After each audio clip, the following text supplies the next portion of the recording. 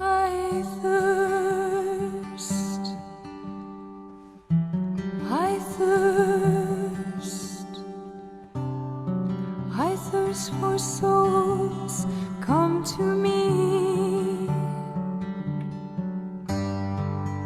I thirst, I thirst, who will help bring them to me? Bring them to my Father, wash them in my blood, bind their wounds of sin by the power of my love. Tell them of my mercy, show to them my heart, pierced and ever broken, with love to impart. I thirst, I thirst, I thirst for souls, come to me. I thirst, I thirst, who will help bring them to me? Many tears are falling, souls have lost their way, tired and discouraged, too broken to pray. Will you be my tenderness? All the world will see. I am always waiting. Please come to me. Come to me, all you who labor and are heavy laden, and I will give you rest. Take my yoke upon you and learn from me, for I am gentle and lowly in heart, and you will find rest for your souls.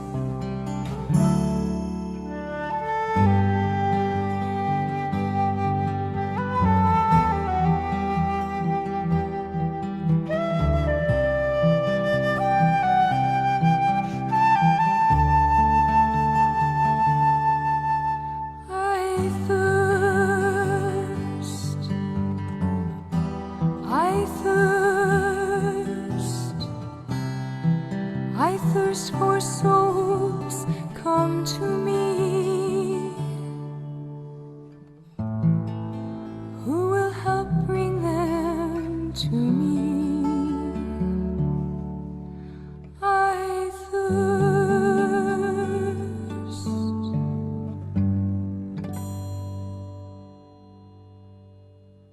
Malam hari ini kita merenungkan soal hal-hal yang kecil, jalan-jalan yang kecil. Jalan yang kecil itu adalah pelayanan-pelayanan kecil yang sederhana, yang tidak diekspos atau tidak diperhitungkan oleh orang. Istilah zaman sekarang tidak menjadi viral. Nah,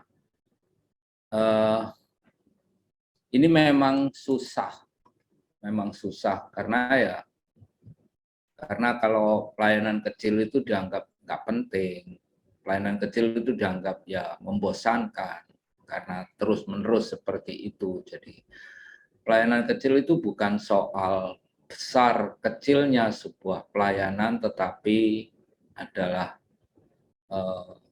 terkenal atau tidak terkenalnya sebuah pelayanan itu. Dengan kecenderungan-kecenderungan manusiawi yang ingin besar, ingin diperhitungkan, ingin jadi terkenal, ya seperti para rasul yang ingin menjadi besar, siapakah yang terbesar di antara mereka, maka salah satu cara untuk tetap menjadi orang yang berani melayani hal-hal yang kecil dan sederhana adalah kesetiaan. Kita membutuhkan kesetiaan. Sekarang pertanyaannya adalah, apakah kesetiaan itu? Kesetiaan itu dalam bahasa Latin maupun bahasa Inggris hampir sama dengan iman. Fides. Jadi kesetiaan dalam bahasa Latin itu fides. Iman juga fides. Jadi kesetiaan itu boleh dikatakan hampir setara, sama dengan fides itu. Artinya ya berserah total dengan penuh kasih kepada ya apa yang dilakukan, apa yang dilayani dengan seseorang, dengan Allah terlebih. Misalnya kesetiaan dalam rumah tangga, ya kita harus berani berserah total kepada pasangan hidup kita, penuh kasih kepada pasangan hidup kita. Demikian pula kesetiaan di dalam pelayanan, kita harus menjalankan pelayanan itu secara total, artinya tidak separuh hati atau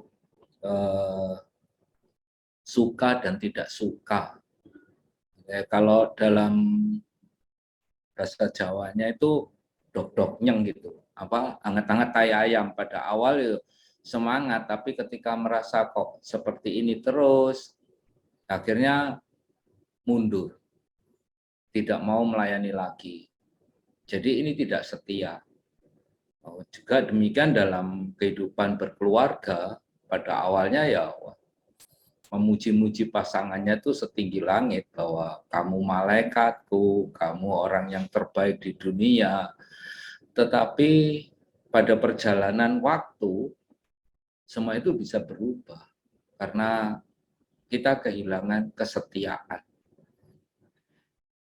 Yang kedua, kesetiaan itu juga suatu kekuatan untuk bertahan dalam kesulitan, bahaya, dan tantangan. Seringkali kita itu mudah putus asa ketika apa yang kita lakukan itu menemukan banyak kesulitan, bahkan bahaya, mungkin juga ada tantangan. Tantangan ini bisa dari luar, bisa dari dalam komunitas kita. Dari luar ya banyak sekali, misalnya kalau kita melayani orang-orang miskin, kita dianggap sebagai kristenisasi dan sebagainya.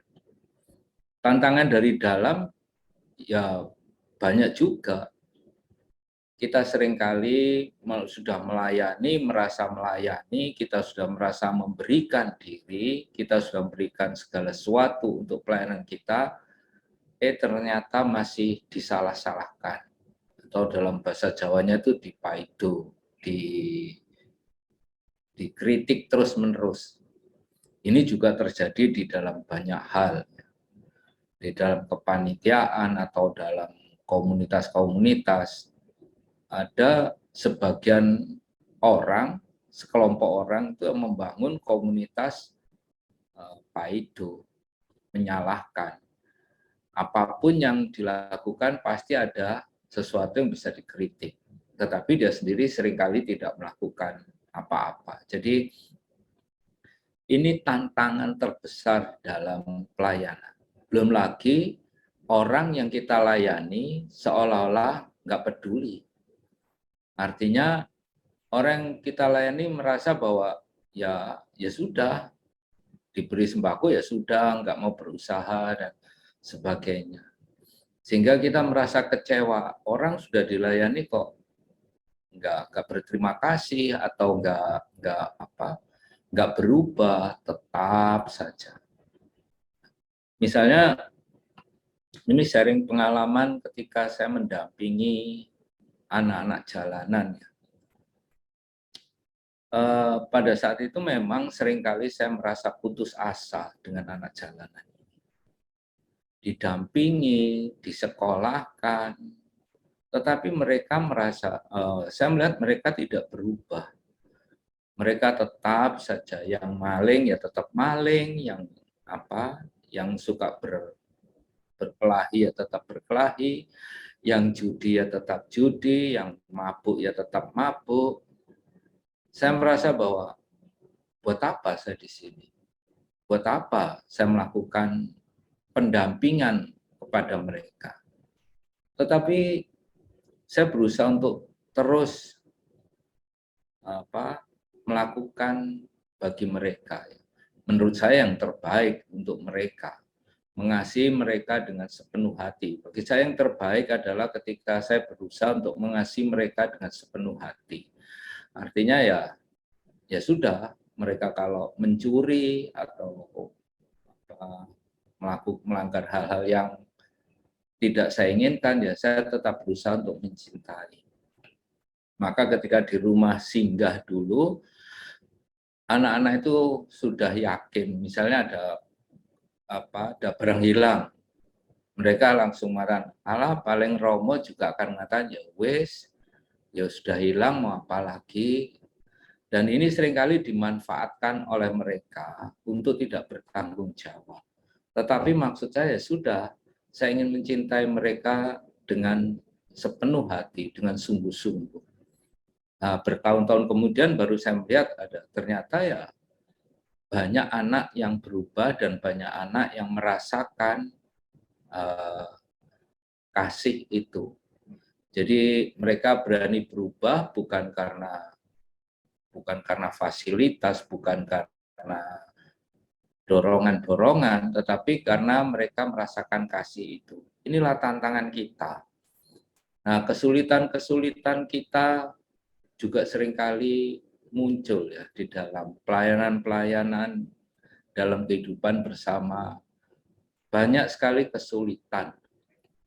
Karena misalnya kita seringkali tidak cocok dengan rekan atau dengan teman sepelayanan.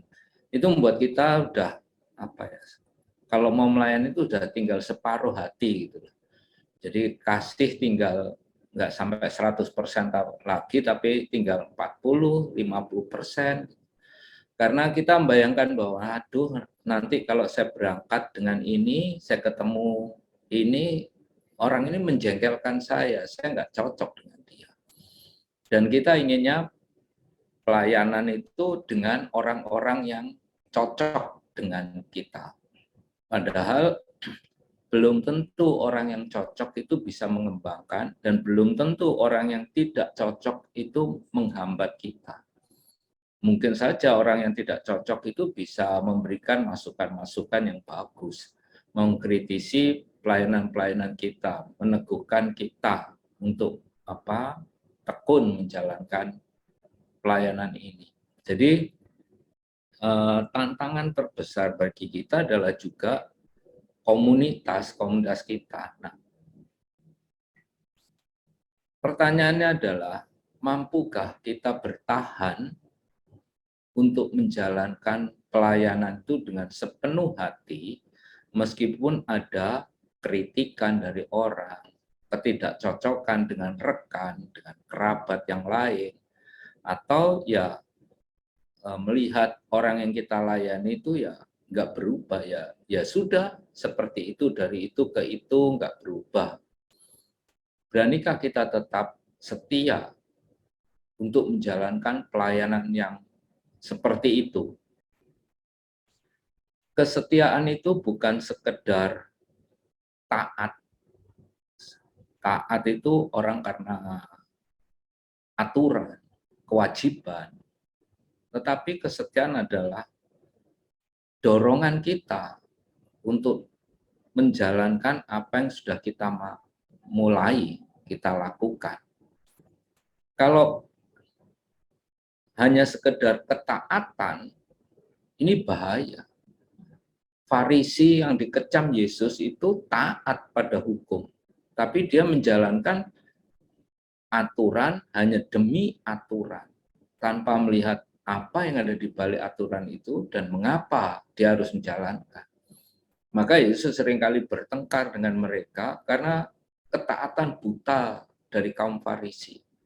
Kita pun bisa menjalankan segala sesuatu itu hanya demi ketaatan pada pimpinan, demi kepatuhan pada pimpinan.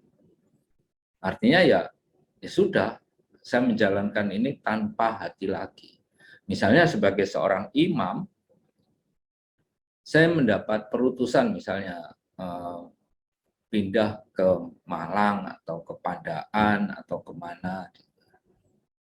Kalau saya hanya sekedar taat, ya sudah, saya menjalankan tugas saya seperti yang ada di aturan. Misalnya menjalankan misa, pendalaman lingkungan, dan sebagainya. Tetapi itu karena saya taat dan patuh. Ini bukan berarti jelek, tapi juga bisa menjadikan pelayanan itu seperti kita berjalan di atas rel. Ya dari itu ke itu terus, lurus, terus. Tidak ada kreatif.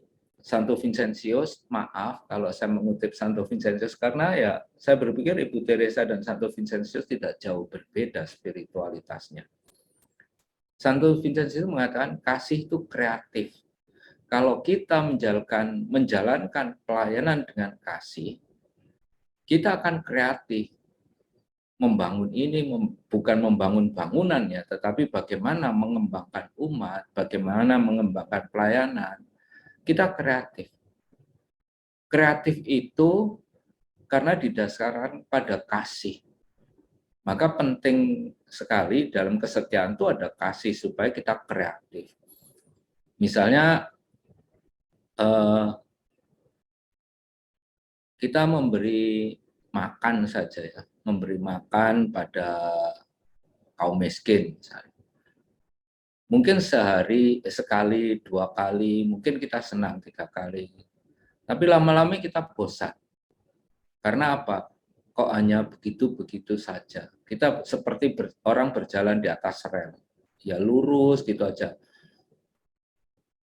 Hal ini terjadi karena kita hanya taat dan patuh pada keputusan bersama.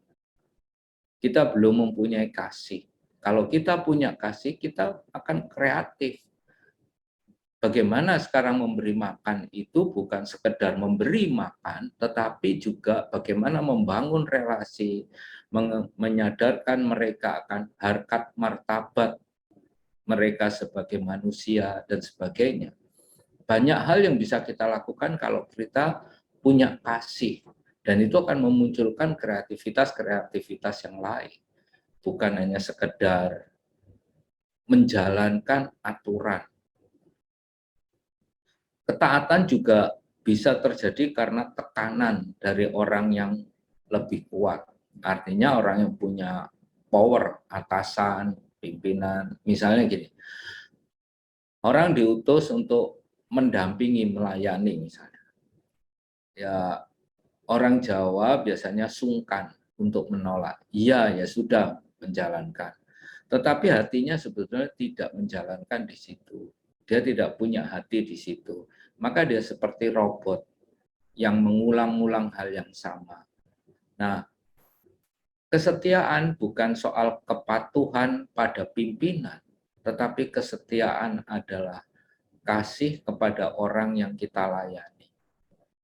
Orang bisa saja taat, patuh pada pimpinan atau orang yang lebih berkuasa, itu bahayanya suatu saat dia akan mencari celah untuk meninggalkan kesetiaan itu. Dia akan mencari celah untuk meninggalkan ketaatannya. Misalnya ya, maaf kata ini misalnya di antara para imam, imam hidup selibat, ya taat, patuh pada pimpinan, karena kalau nggak hidup selibat dikeluarkan. Tapi pertanyaannya adalah, sudahkah sungguh-sungguh selibat? Sudahkah sungguh-sungguh menjaga kemurnian? Ya, akhirnya ada juga imam-imam yang mencari celah. Asal tidak ketahuan pimpinan, ya dia menjalankan sesuatu yang melanggar selibat itu. Artinya orang karena ketakutan pada orang yang kuat, dia selalu mencari celah untuk tidak melakukan apa yang sudah diputuskan bersama. Demikian pula di dalam pelayanan, kalau misalnya koordinatornya mengatakan kita harus melayani di apa Riponsos misalnya, ya sudah semua menjalankan dengan taat, tapi selalu ada usaha untuk mencari celah bagaimana supaya tidak menjalankan ini. Nah, inilah bahayanya antara ketaatan dan kalau kepatuhan. Padahal kesetiaan itu juga diartikan patuh, tapi patuhnya beda. Karena kesetiaan tidak takut pada atasan, tidak takut pada aturan, dia setia, patuh pada kehendak yang lebih besar lagi, yaitu tentang kasih. Misalnya Yesus ya, Injil beberapa hari yang lalu, para Farisi dan ahli Taurat mengkritik Yesus karena murid-muridnya tidak makan tanpa cuci tangan. Apakah Yesus nggak taat dengan adat? Ya dia taat. Beberapa kali toh Yesus misalnya para Farisi dan ahli Taurat mengkritik murid-murid Yesus yang memetik gandum pada hari Sabat. Apakah dia tidak tahu bahwa Sabat itu orang tidak boleh bekerja? Dia tahu, Yesus tahu. Apakah dia tidak taat? Dia taat pada aturan itu. Maka dia mengatakan dengan sebaliknya, kenapa Daud itu makan roti, dengan para pengikutnya makan roti yang hanya diperbolehkan untuk imam, dan orang tidak protes. Nah, di sini mau menunjukkan bahwa ketaatan itu buta ya, seperti Farisi. Dia tidak melihat latar belakangnya, dia tidak melihat hal yang lebih besar daripada itu, dan dia terlebih mengabaikan kasih. Ya, bagi kita dalam 1 Yohanes 4 dikatakan Allah adalah kasih. Jadi orang yang tidak mengenal Allah tidak mengenal kasih, dan sebaliknya orang yang tidak mengenal kasih tidak mengenal Allah. Maka kesetiaan bukan sekedar patuh taat pada pimpinan, pada aturan, tetapi kesetiaan adalah jalan bagi kita untuk melakukan kasih, sesuatu yang lebih besar daripada soal aturan. Dan yang keempat, kesetiaan itu orang harus taat, hormat pada aturan, pada orang yang memberi perintah, pada suatu tugas. Jadi ketika kita hormat, ini bukan takut. Kita seringkali susah membedakan antara hormat dan takut. Kalau orang takut selalu mencari celah untuk mengalahkan ketakutan. Tapi kalau orang hormat, dia akan tetap menjalankan apa aturan, apa kegiatan itu dengan sukacita dan rela. Maka dalam menjalankan apa kegiatan-kegiatan di dalam komunitas, pertanyaan pertama adalah apakah aku rela menjalankan ini? Apakah aku sukacita menjalankan ini? Kalau kita kehilangan sukacita ya kita menjadi robot. Mungkin punya otak, bisa bernafas tapi nggak punya hati. Robot itu kan pokoknya diperintah apa nutul ini ya terus sepanjang hidup nutul itu terus tanpa punya kreativitas bagaimana nutulnya itu dirubah atau bagaimana, enggak. Kita pun bisa terjebak menjadi robot itu kalau kita tidak punya semangat rela dan sukacita. Itu tadi kesetiaan. Nah, sekarang tantangan kesetiaan. Ketantangan kesetiaan yang pertama adalah kita merasa manusia yang bebas, berhak mengikuti apa yang kita inginkan. Nah, tadi kalau saya mengatakan bahwa cinta itu kreatif, bukan berarti kita bebas melakukan suka-sukanya kita. Misalnya kita melakukan, loh, ikilah aku pengennya seperti ini. Ini kreatif. Misalnya, ya kita harus menghargai juga kebebasan orang lain. Misalnya yang saya lihat kan Anda semua kerabat tuh seringkali kalau ponsos bawa makanan, toh nanti ada orang kreatif karena punya kebebasan, merasa punya kebebasan, terus wes ganti aja makanannya, belikan di pizza atau di McDonald. Ya kelihatannya bagus, tapi apakah benar? Sesuatu kan belum tentu baik bagiku, baik juga untuk mereka. Jadi kita nggak bisa ngikutin apa yang kita inginkan atau menurut kebebasan kita. Inilah tantangannya untuk setia itu karena kita merasa bahwa kita bebas, kita bisa melakukan apa yang kita inginkan. Senengku ya opo gitu. Cerita lucu misalnya gini. Dulu pernah saya membawa anak-anak dari Kalimantan kan ke Surabaya. Saya mengajak mereka supaya mereka bisa melihat kehidupan anak-anak pelajar di Surabaya yang punya semangat belajar, punya cita-cita. Sedangkan mereka kan nggak punya cita-cita selain menikah. Jadi banyak anak-anak SMP yang ya pokoknya belajar asal-asalan. Yang penting nanti kelas 2, kelas 3 nikah ya nikah gitu aja. Punya anak, nggak punya cita-cita yang lebih tinggi. Nah, saya mengajak mereka untuk melihat anak-anak Surabaya yang punya cita-cita. Ya kalau maaf kata, kalau di pedalaman dulu, anak kecil ditanya, cita-citamu apa? Mereka pasti bingung mau menjawab apa. Nggak ada.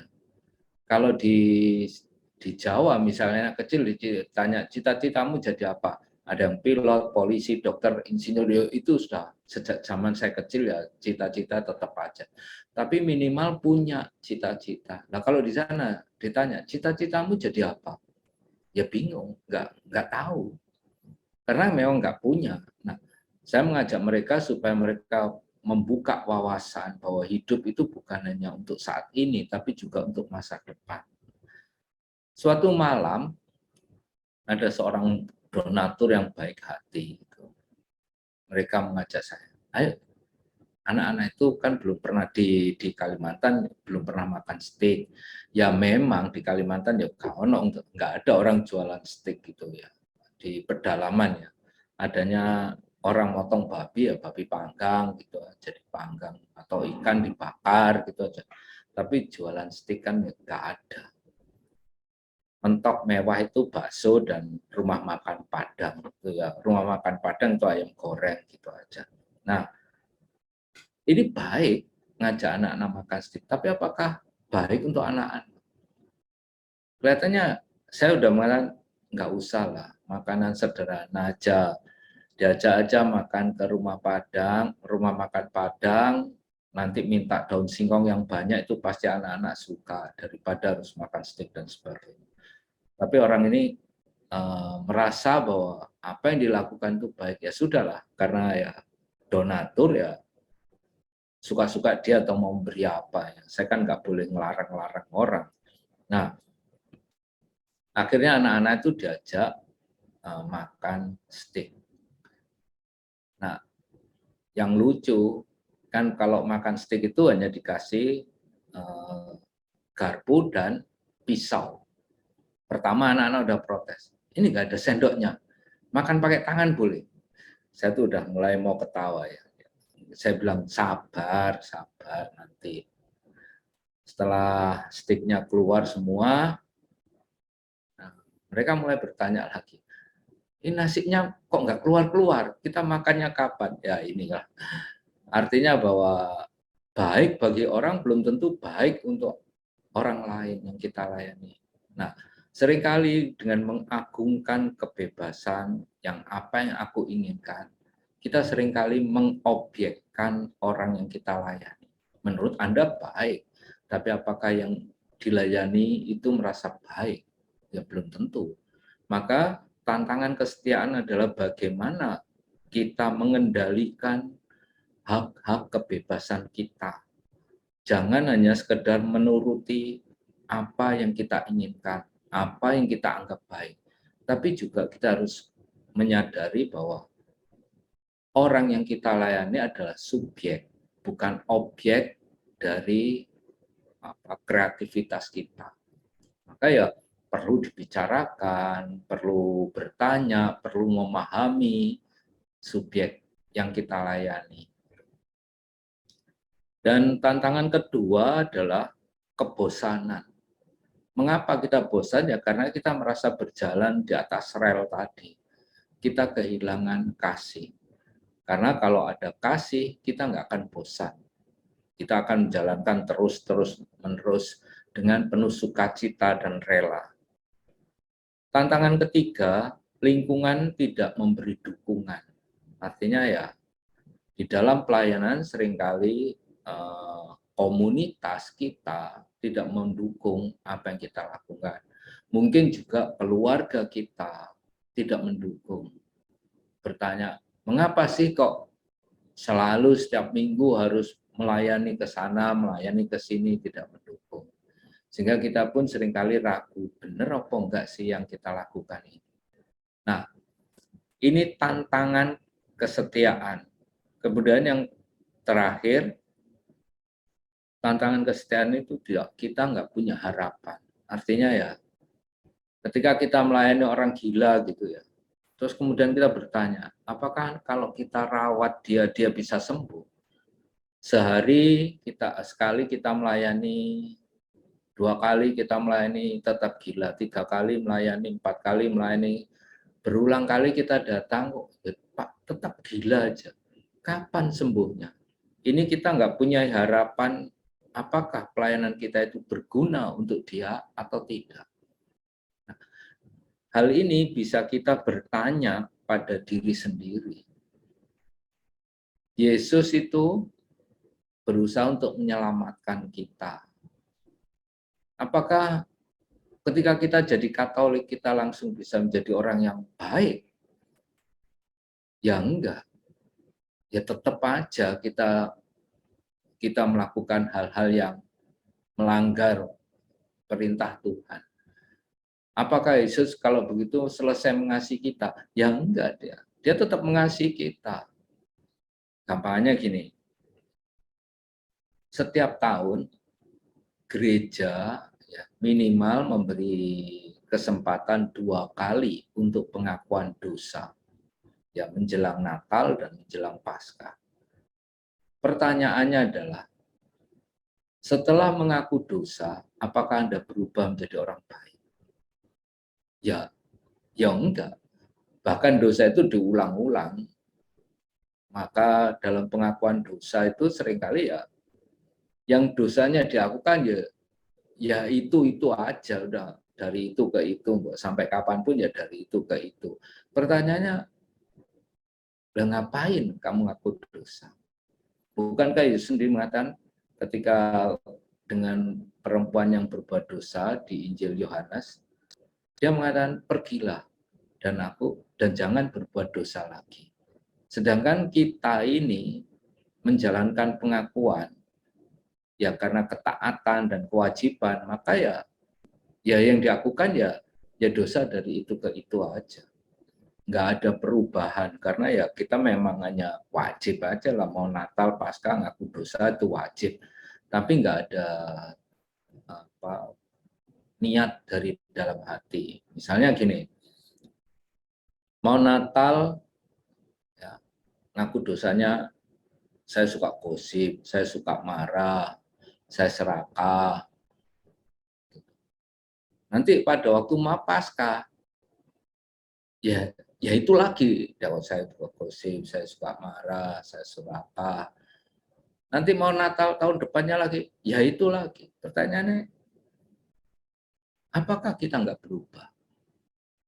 Ketika kita nggak berubah, apakah Yesus langsung memecat kita jadi anggotanya? Ya enggak. Apakah Yesus setia kepada kita? Ya setia, Allah itu setia. Kita yang nggak setia. Dan bukankah dengan demikian Allah itu seperti nggak punya harapan kepada kita untuk jadi lebih baik? Ya mungkin juga Allah itu berpikir, orang ini ya diampuni berulang kali kok ya sepancet aja ya, dosanya kok ya dari itu ke itu. Beberapa kali itu saya mengatakan di umat sini, kalian tuh harus buat dosa yang kreatif gitu loh. Jadi Natal dosanya beda, mau Paskah dosanya beda lagi, mau Natal dosanya beda lagi. Kalau dosanya itu tetap aja dari itu ke itu ke itu ke itu, kok sepertinya nggak kreatif gitu buat dosanya. Buat dosa yang kreatif. Jadi antara Natal dan Paskah itu beda-beda dosanya. Dengan berarti itu sudah bertobat. Nah, seringkali kita merasa bahwa apa yang kita layani itu nggak ada gunanya karena nggak ada harapan. Saya dulu juga kecewa ya ketika di Kalimantan saya berusaha mendampingi anak-anak dengan sepenuh hati ya. Saya didik, saya ajari bahwa kita harus membangun masa depan untuk menghadapi segala macam investor, terutama investor sawit. Kita harus menguasai tanah dengan pendidikan. Jadi tanpa pendidikan kita akan selalu kalah dan penonton. Tapi ya banyak anak SMP itu kelas 1, kelas 2 dan nikah. Sampai saya tuh menjadi kejam dengan memberi hukuman adat. Ya karena mayoritas di sana kan Katolik.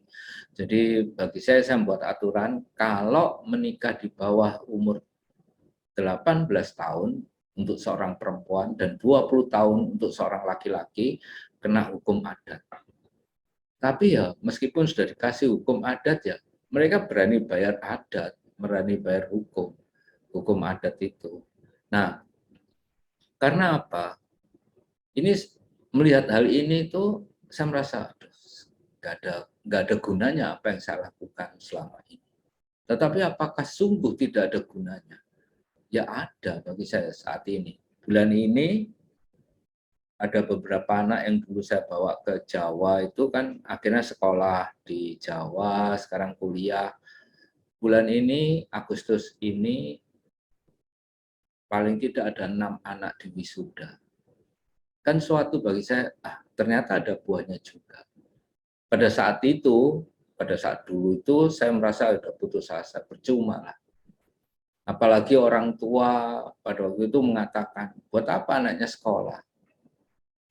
Orang sekolah makannya apa? Nasi. Orang tidak sekolah makannya nasi. Jadi buat apa sekolah? Kalau toh makannya tetap nasi. Nah, ini kan membuat orang putus asa. Bagaimana membangun pendidikan? Nah, ketika kita merasa putus asa, kita merasa bahwa lingkungan nggak mendukung, orang tua juga di sana tidak mendukung anaknya sekolah, orang tua senang anaknya kalau menikah, punya anak, sehingga punya mainan baru yaitu cucu dan sebagainya, bangga-bangga punya cucu. Ini harus berani kita menjalankan dengan tekun apa yang sudah kita awali. Keputusasaan itu membuat kita nggak lagi setia. Kita harus tetap teguh dengan pilihan hidup kita bahwa ini baik. Baik bukan untuk saya, tetapi untuk orang-orang yang kita dampingi. Tantangan yang keempat, yaitu karena kita tidak punya harapan lagi dalam membangun kesetiaan itu. Ini seringkali saya alami juga bahwa percumalah bantu orang ini, percumalah mendampingi orang seperti ini. Semuanya gelap. Tapi kesetiaan itu membuat kita tetap tekun untuk menjalankan sesuatu yang kecil-kecil. Meskipun itu sepertinya nggak ada gunanya. Seperti istilah bahasa Jawanya itu jangan menggarami nguyai segoro, jangan menggarami lautan. Apa yang kita lakukan itu seringkali merasa bahwa ini nggak ada gunanya. Dan hal ini membuat kita putus asa, nggak mau lagi membantu. Misalnya gini, Anda memberi makan orang miskin, Apakah setelah Anda beri makan mereka akan jadi lebih kaya atau menjadi lebih hidupnya lebih baik? Seringkali kita merasa bahwa nggak ada gunanya kita membantu mereka. Suatu hari, sekitar beberapa tahun lalu, suatu hari saya ke DTC yang di Wonokromo, bertemu dengan salah satu orang di Wonokromo. Mereka masih ingat beberapa nama yang dulu pernah melayani mereka di stasiun dan mereka merasa kehilangan dengan pelayanan-pelayanan kita di stasiun. Nama yang diingat ya ada 3-4 nama. Nanti kalau saya sebutkan di sini orangnya jadi bangga atau yang lain merasa kecewa kok namaku nggak diingat. Jadi ya sudah nggak saya sebut. Tapi mereka merasa bahwa dengan menyebut nama-nama itu mereka merasa bahwa ada pengalaman perjumpaan, ada pengalaman kasih yang mereka terima dari kerabat. Saya berpikir semoga pengalaman itu mampu membantu mereka untuk mengasihi orang lain di dalam perjumpaan-perjumpaan mereka. Maka ya meskipun rasanya nggak ada perubahan, yang bambung ya tetap bambung, yang ngemis tetap ngemis, tetapi sebetulnya kita sudah menanam benih yang kalau Yesus mengatakan nggak usah ditunggu, tinggal aja benih itu. Nanti kan tumbuh-tumbuh sendiri. Ya, seperti benih-benih kecil yang kita tanam di orang-orang, sepertinya nggak ada gunanya sih. Memberi obat, memberi makan pada mereka ya nggak ada gunanya. Karena ya mereka tetap seperti itu. Tapi ternyata kita sudah menanam benih yang tidak kita sadari bahwa mereka masih ingat. Artinya mereka punya pengalaman dikasihi oleh orang-orang yang dianggap levelnya di atas mereka. Bukankah itu sesuatu yang besar bagi kita? Meskipun hal yang kita lakukan kecil. Nah, sekarang bagaimana supaya kita tetap setia? Tetap setia itu pertama kita harus meyakini sebuah keputusan, misalnya keputusan bersama, misalnya untuk membantu keluarga ini, mengunjungi keluarga ini. Kita harus meyakini bahwa itu baik. Yakini itu dulu. Kalau kita nggak yakin ya kita menjalankan nanti seperti robot ya. Karena saya diperintah sama Pak Winardi aja maka saya berangkat. Tetapi saya nggak yakin dengan itu. Kita pertama harus yakin dulu keputusan itu bahwa itu baik. Sekali lagi baik ya, bukan benar. Karena benar belum tentu baik, dan baik belum tentu dianggap benar. Maka kita harus meyakini itu baik. Itu merupakan perwujudan kasih. Ukuran baik itu adalah kasih, seberapa besar kasih Allah kepada pelayanan itu. Kita harus yakin bahwa melalui pelayanan ini kita memberikan kasih. Yang kedua, saya mengutip dari Roma 12 ayat 11 sampai 12. Janganlah hendaknya kerajinanmu kendor. Biarlah rohmu menyala-nyala dan layanilah Tuhan. Bersukacitalah dalam pengharapan, sabarlah dalam kesesakan, dan bertekunlah dalam doa. Jadi di dalam menjalankan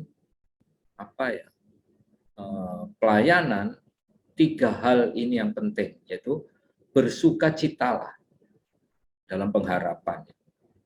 Bersukacita ini penting. Sabar dalam kesesakan. Artinya meskipun dikritik, meskipun dicela, kita tetap sabar.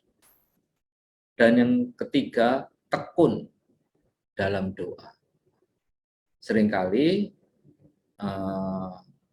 kita lemah dalam ini. Nah, memang kita mengatakan, loh saya seringkali berdoa. Setiap hari saya itu berdoa. Pertanyaannya adalah gini, doa kita, apakah kita hanya sekedar memohon pada Tuhan? Atau kita memuji-muji Tuhan? Pertanyaannya adalah, kalau kita memuji Tuhan, apakah sudah hebat? Tuhan itu nggak dipuji pun nggak apa-apa. Tuhan tetap maha kuasa. Nah, doa kita seharusnya menyadari akan kesetiaan Allah di dalam hidup kita. Akan belas kasih Allah di dalam hidup kita. Akan kasih Allah dalam hidup kita.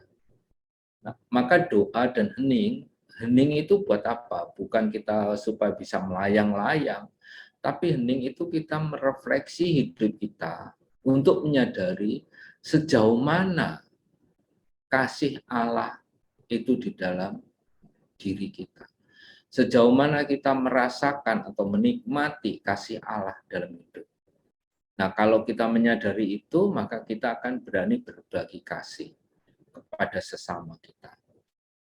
Nah, masalahnya kita seringkali terjebak dalam doa permohonan, doa hanya puji-pujian kepada Tuhan, sehingga kita melupakan kesadaran akan kesetiaan Allah dalam hidup kita, yang tetap menerima kita sebagai anak, akan belas kasih Allah pada kita, yang seringkali kita terima, meskipun belas kasih Allah kepada kita seringkali tidak sesuai dengan harapan kita. Kita minta ini, Allah memberi itu, ya. Bukankah itu tetap belas kasih? Sebagai penutup gini, doa-doa kita itu seringkali tidak bersyukur atas semua itu. Sebagai contoh gini, yang seringkali saya jadikan contoh adalah doa makan. Dimanapun ya, di berbagai tempat, lingkungan, di paroki atau di komunitas-komunitas, doa makan itu seperti punya rumusan yang sama. Intinya begini, ya Tuhan, saya berterima kasih atas makanan yang kami terima. Semoga makanan ini menjadi berguna bagi tubuh dan jiwa raga kami. Terus rumusan yang kedua itu, ya Tuhan, kami masih ingat akan saudara-saudara kami yang belum mampu menikmati makanan seperti yang kami nikmati seperti malam ini, atau pagi ini, atau siang ini. Seperti yang kami nikmati. Berilah mereka berkat. Berilah mereka makanan yang seperti yang kami nikmati. Pertanyaannya gini, ini kelihatan hal kecil, tetapi ini menunjukkan spiritualitas kita. Artinya gini, pertanyaannya adalah, kita bersyukur karena mendapat makanan yang enak untuk kita. Tetapi, mengapa kita masih meminta Tuhan untuk memberi berkat kepada orang lain yang membutuhkan? Bukankah seharusnya kita bersyukur atas makanan dan kita rela diutus oleh Tuhan untuk menjadi berkat bagi orang lain, berbagi makanan untuk orang lain? Tapi kan doa-doa kita itu seperti ya dimanapun lah saya mendengar, ya kok seperti rumusannya sama, bahwa kita bersyukur atas makanan, kita teringat, hanya ingat orang lain yang nggak makan, dan kita meminta Tuhan untuk memberi berkat kepada mereka. Mengapa bukan kita? Jika sudah demikian, pertanyaannya adalah, apakah kita sungguh bersyukur atas berkat Tuhan itu? Ya kita belum bersyukur, atau kita egois, sehingga kita menerima syukur berkat dari Tuhan untuk diri kita. Nggak mau hilang. Kalau saya menjadi berkat bagi orang lain, kan saya harus berbagi dengan orang lain. Ya kita tetap nyuruh Tuhan aja, Tuhan berkati mereka. Kita cuci tangan, lepas tangan. Nah, disinilah seringkali doa-doa kita itu perlu dirubah. Karena Anda mungkin berdoa panjang lebar, Anda mungkin memuji-muji Tuhan, mungkin Anda doanya penuh dengan permohonan. Tapi pertanyaannya adalah, Sudahkah Anda bersyukur pada Tuhan? Sudahkah Anda bersiap untuk menjadi berkat bagi orang lain? Sudahkah Anda menyadari kesetiaan Tuhan dalam hidup Anda? Penutupnya, saya ambil dari Amsal.